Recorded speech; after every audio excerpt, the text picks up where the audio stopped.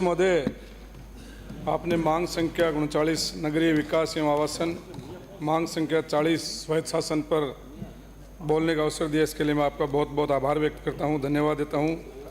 अध्यक्ष महोदय, सबसे पहले तो हम सभी विधायकों को, पक्ष और विपक्ष के विधायकों को, पूर्व मुख्यमंत्री, पूर्व यूडीएच मंत्री और पूरे विधानसभा स्पीकर का धन्यवाद ज्ञापित करना चाहिए कि आप विधानसभा के सामने ही अच्छे आवास बना करके हम लोगों को दिए है, जो अभी दोपहर में आराम से खाना खा करके जाके सो रहे हैं, आराम से टाइम मिलेगा वापस आ जाएंगे, इसलिए आप सबको उनका धन्यवाद देना चाहिए।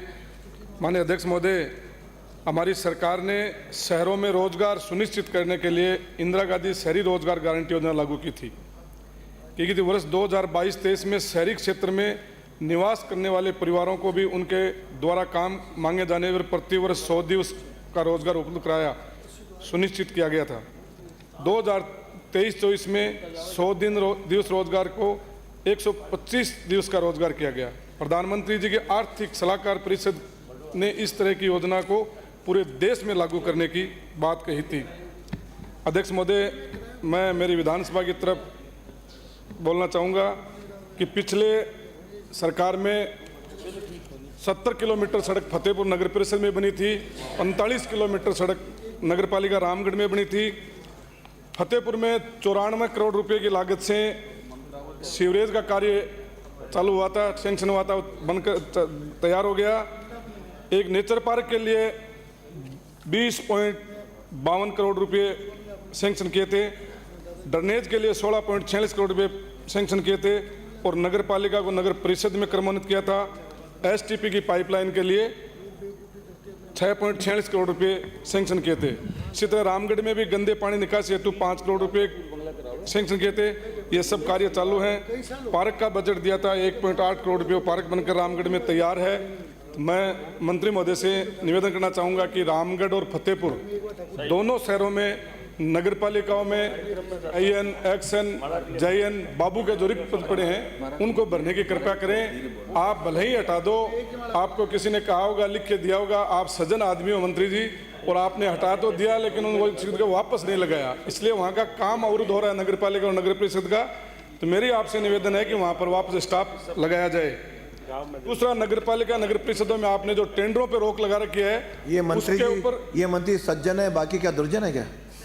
ये मेरे जिले के हैं साहब, सभी सज्जन सिक्कर जिले के हैं, मेरे जिले के हैं। और हम सौभाग्यशाली हैं कि यूडीएच मंत्री पहली बार शेखावटी को मिला है।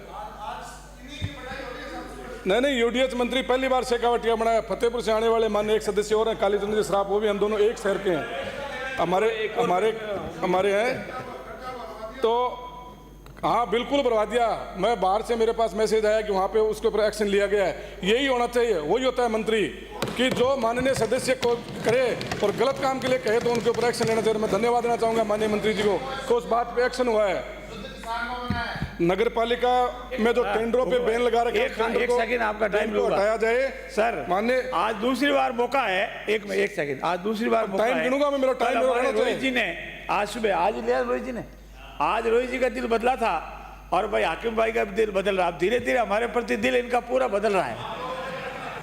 देखो, अच्छे काम को अच्छा कहेंगे माननीय मंत्री महोदय, अच्छा काम करोगे, अच्छा जवाब दोगे, अच्छी बात कहेंगे, बदलेगा। आप सिर्फ बुराई करना चाहते हो, मैंने तो बजट में भी मेरा टाइम खाने दो मंत्री जी। अरे भाई, आपका समय पूरा हो रहा है। माननीय मंत्री महोदय जी, मैं आपसे ध्यान आकर्षित करना चाहूंगा कि फतेहपुर शहर के अंदर एक बावड़ी बनी हुई है, दुनिया का 7वां अजूबा उसको कहते हैं, लेकिन वो बावड़ी चाहे सरकार हमारी हो या सरकार आपकी हो, अनदेखी की वजह से वो बावड़ी आज दुर्लभ होती जा रही है, लुप्त होती जा रही है।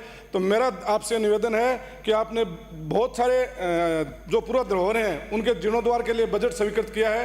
तो माननीय मुख्यमंत्री जी नहीं है यहाँ, लेकिन उनको भी कहता है कि ऐसे जो 7वां अजूबा दुनिया का है उसको वापस लाने के लिए उसके ऊपर भी ध्यान दिया जाए। एक नेचर पार्क का काम चल रहा है, आप फतेहपुर जाते रहते हो माननीय मंत्री महोदय, तो कभी नेचर पार्क का भी विजिट करो। और उस नेचर पार्क में भी और कुछ मूलभूत सुविधाएं हैं, जैसे ओपन जिम है, एक हमने उसमें झील बनाई है, उस झील को पत्थरों से पेचिस करना है, वो उसका कार्य है, ये भी थोड़ी स्वीकृति देने की मेहरबानी करें। एक फतेहपुर में जब प्रवेश करते हैं हम पुलिस स्टेशन से, हाईवे से, तो वो सड़क बहुत टूटी फूटी पड़ी है, उसमें माननीय मंत्री बैठे, पूर्व मंत्री यूनुस खान जी, अभिमान्य सदस्य डीडवाना साहब, इनकी दी हुई 2014 में वो गए थे फतेहपुर, ये उस सड़क का सैंक्शन करके आए थे, लेकिन वो सड़क जिस फर्म ने बनाई थी वो सही नहीं बनी थी, वो फर्म ही बंद होगी, ब्लैक लिस्ट होगी, सब कुछ हो गया, लेकिन दुर्भाग्य हमारा कि हमारी सड़क सही नहीं बनी अभी तक। तो मैं आपसे निवेदन करूँगा उस सड़क के लिए भी आप बजट आवंटन करें और अच्छी, क्योंकि उस पर पुलिस दोनों थाने उस पर है, एसडीएम ऑफिस है, जेल है, एसडीएम बंगला है, हॉस्पिटल है, नगर पालिका है, पंचायत समिति, सारे गवर्नमेंट के हॉस्पिटल जो हैं ऑफिस उसी सड़क पे हैं। एक मैं आपसे निवेदन करना चाहूँगा कि आप गुरु पूर्णिमा के दिन फतेहपुर गए थे और शहर के अंदर जो सारनाथ जी महाराज का मंदिर है, 600-700 साल पुराना मंदिर है, सब फतेहपुर बसने से पहले, और नवाब जलाल खां का बनाया हुआ मंदिर है, जो गढ़ बनाया था उससे पहले नवाब ने वो मंदिर बनाया था कि मेरे गढ़ से पहले मंदिर बनेगा, उसके बाद गढ़ बनेगा। तो वो एक मंदिर है, वो बहुत ही जीर्णोद्वार में, उसके आप जीर्णोद्वार के लिए कोई बजट की व्यवस्था करें। उसके बाहर जो सड़क है, आप गए थे कल परसों, देखा होगा आपने कि हमने वहाँ पानी निकासी के लिए तो ड्रेनेज बना दी, लेकिन जब पानी वहाँ इकट्ठा होता है तो उसके साथ कचरा आता है, वो कचरा बहुत ज़्यादा परेशान करता है। अभी सावन चल रहा है, तकरीबन 200-250 लोग वहाँ सावन कर रहे हैं, तो उन्होंने आज ही कहा था कि मंत्री जी से निवेदन करके और उसकी कोई व्यवस्था करा दें। सामने गायों के चरने के लिए हमने एक टिन शेड बनाया अभी जस्ट पिछले साल में ही 2023 में ही, कि वहाँ गायों को जो निराश्रित गाय हैं उनको चारा डालने के लिए, तो वहाँ जब पानी भर जाता है उसके साथ में कचरा आता है, तो उसकी तरफ आप थोड़ा ध्यान देना।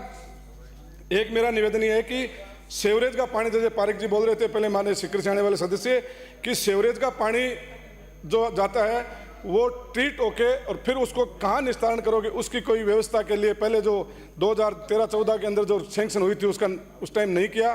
तो मेरा आपसे निवेदन है कि उसका भी कोई निस्तारण करने की व्यवस्था करें। उसका निस्तारण ये है कि वहाँ से ट्रीटमेंट होके पानी अगर वापस आ जाए बीड़ में, तो बीड़ बहुत बड़ा है, उसमें गायें भी रहती हैं, तो उसमें अगर उस पानी को काम में लिया जाए ट्रीट होने के बाद, तो उस बीड़ में पानी काम में लिया जा सकता है। और एक जो पार्क बनाया है, उस पार्क के लिए वो पानी अगर वापस आके वहाँ पार्क में दे दिया जाए तो भी वो पानी वापस यूटिलाइज हो सकता है। तो ये 2-3 काम मैं आपको बता रहा हूँ। एक रामगढ़ शहर के अंदर जब हम प्रवेश करते हैं तो वो सड़क भी टूटी फूटी है, उसके लिए भी आप थोड़ी व्यवस्था करें। एक रामगढ़ नगर पालिका को C क्लास से B क्लास में कर दीजिए, वहाँ बहुत बड़ा शहर हो गया, सेठों का शहर है, बहुत सारे पर्यटक वहाँ आते हैं घूमने के लिए, तो आप B क्लास में उसको क्रमांकित कर दीजिए। एक जो रामगढ़ में सेवरेज का काम जो पिछले बार हुआ था, उस सेवरेज का काम माननीय मंत्री महोदय सिर्फ एक आदमी की वजह से पाइपलाइन रोक रखी है, उसने अभी पूरा हो गया, लेकिन वो पाइपलाइन जो बीड़ में लेके जाते हैं, एक आदमी उस पाइपलाइन को रोक के बैठा है, उस पूरे सेवरेज का काम फेल हो रहा है उसकी वजह से। अगर उसको आप प्रशासन को जिस तरह आज आपने क्वेश्चन के जवाब में किया था, एक्शन लिया था, उसी तरह एक्शन लेकर के, और कि सेवरेज का तकरीबन 17-18 करोड़ रुपए खर्च हुए हैं, और वो पैसा खर्च होने के बाद भी वो सेवरेज काम में नहीं आ रही है, सिर्फ एक आदमी की वजह से कि वो पाइपलाइन नहीं डालने दे रहा है। वो तो आप प्रशासन को कह करके वो पाइपलाइन को डलवा दीजिए, तो शहर की समस्या खत्म हो जाएगी। एक लास्ट में मैं ये कहूँगा कि जो वाल्मीकि समाज वाला है, तो सब सफाई कर्मी सब वाल्मीकि लेने की आप कृपया करें। धन्यवाद। जय हिंद, जय भारत।